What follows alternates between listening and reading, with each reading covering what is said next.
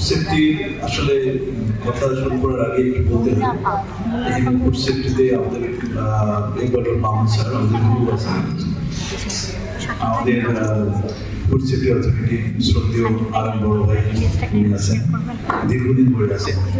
আমি আসলে food safety অথরিটির বিষয়ে এক্স্যাক্টলি ওরকম মানে হয়তো বা সরাসরি বলবো না, আমি এটা বলতে পারি যে আমাদের জাপান ইন্টারন্যাশনাল কোঅপারেশন এজেন্সি তারা ফুড সেফটি অথরিটির সাথে কি ধরনের কাজ করে আমি সেই নিয়ে একটু বলবো। পাশাপাশি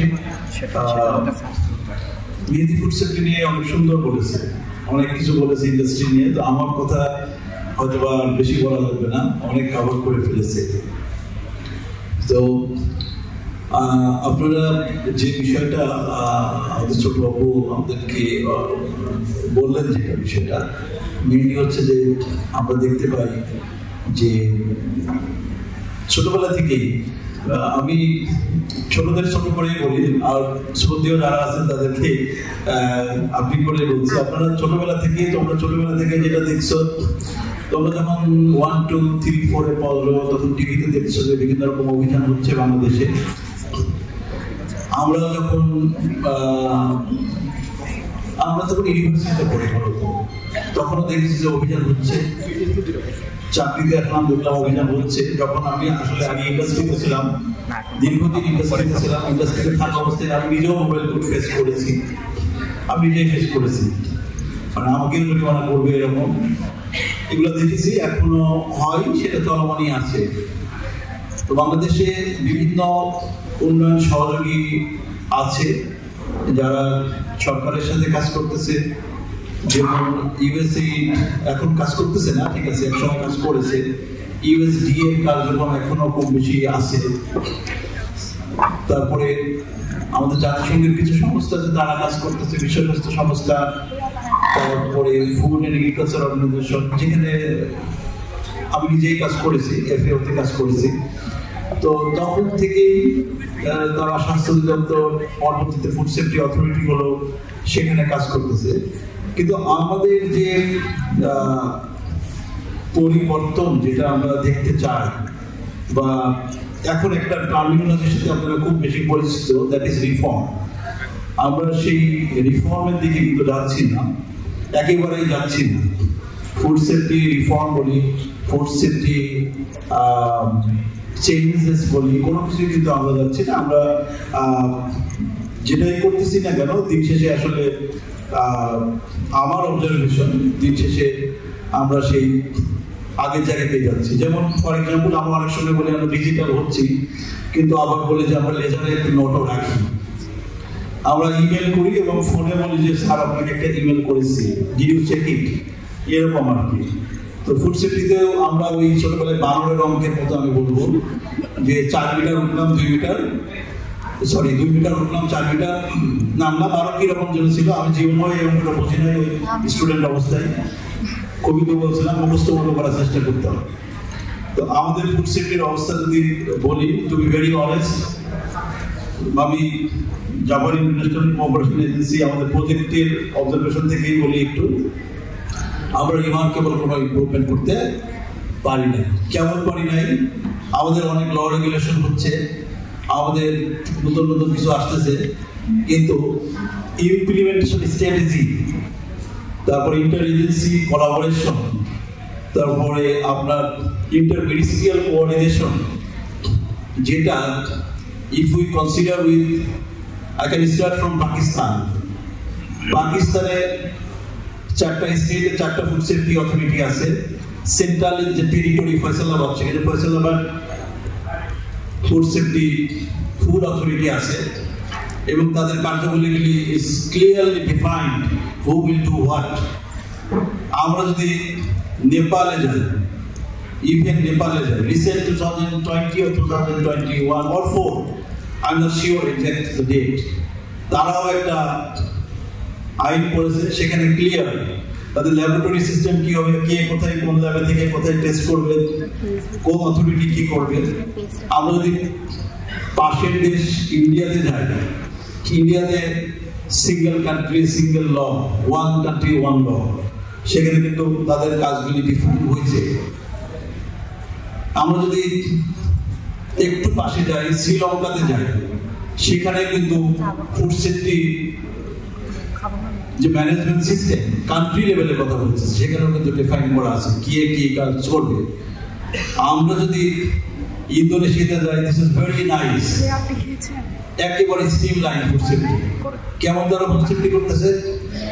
তাদের দেশে প্রেসিডেন্টের একটা অর্ডার আছে, প্রেসিডেন্সিয়াল অর্ডারের মাধ্যমে তারা তাদের ফুড অ্যান্ড ড্রাগ অ্যাডমিনিস্ট্রেশন আছে, সেখানে ফুড ডিফাইন করা, ড্রাগ ডিফাইন করা, ফুডের লাইন একেবারে ক্লিয়ার করা। সেখানে ল্যাব থেকে শুরু করে তাদের সেন্ট্রাল রেফারেন্স ল্যাবরেটরি আছে এবং তাদের স্টেটের ল্যাবরেটরি আছে, তাদের কিছু মোবাইল ভ্যান আছে, মোবাইল টেস্টিং ল্যাবরেটরি আছে, সেটার মাধ্যমে তারা কারোর সাথে কন্ট্রাডিকশন কিছু না। আমরা যদি মালয়েশিয়াতে যাই, সেখানে আরো অ্যাডভান্স। তো আমরা যদি জাপানে যাই, সেটার সাথে আমরা কম্পেয়ার করতেছি না। আমি আসলে এশিয়ান এবং সাউথ ইস্ট এশিয়ানের মধ্যে দেখতে চাই। আমি জাপানের সাথেও তুলনা করবো না, ইউএস এর সাথেও তুলনা করবো না।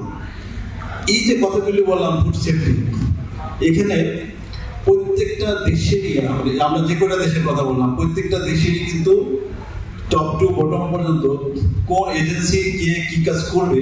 আমার দেশের এইরকম না। আমি সম্মান রেখে বলতে চাই, আমার বড় ভাই এখানে আছে, ওনারা রেস্টুরেন্টকে যখন ইনিশিয়েটিভটা শুরু হয়েছিল, রেস্টুরেন্টকে ওনারা গ্রেডিং করে আসলো, A+ গ্রেডিং, পরের দিনই ভোক্তাদের জরিমানা করে আসলো। What is the coordination? It is the West of the resources. Our food safety authority তারা কাজ করলো, তারা একটা শ্রম দিল, তারা মানে কাজ করলো, পরের দিন যায় ভোক্তা এখানে জরিমানা করে আসলো। ওয়াই? এটা কি ব্যাপারটা কি এরকম ছিল নাকি যে একেবারে হিউজ কিছু পড়ে গেল, ঠিক আছে, তখন যেই আমাকে জরিমানা করতে হবে? এটা দরকার ছিল না। তো আমাদের যে এই কোঅর্ডিনেশন সিস্টেম, এই কোঅর্ডিনেশনটা নাই। আমরা হয়তো বা এখন তো আমার বলতে সমস্যা নাই, আমি তো গভর্নমেন্ট চাকরি করি না, তাই না? বলতে সমস্যা নাই। আমি এটা বলি, আমরা ভোক্তার অধিকার এবং ফুড সেফটির অধিকারের মধ্যে পার্থক্য বুঝি না। Sorry to say, what is consumer right আর হোয়াট ইজ ফুড সেফটি? আপনারা যদি আইনগুলি দেখেন, আমাদের ফুড সেফটির আইনের 3টা ধারা কনজিউমার রাইট অ্যাক্টের মধ্যে আছে।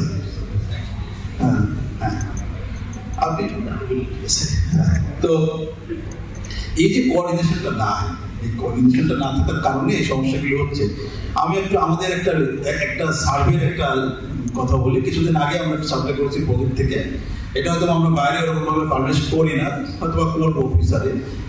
সেখানে দেখেছি যে আপু বললো যে এভাবে ছোট ব্যবসায়ীরা এইসব হচ্ছে, ঠিক আছে, কি করা যায়? আমাদের মেন্টালিটি ওরকম, ধরো মারো কাটো।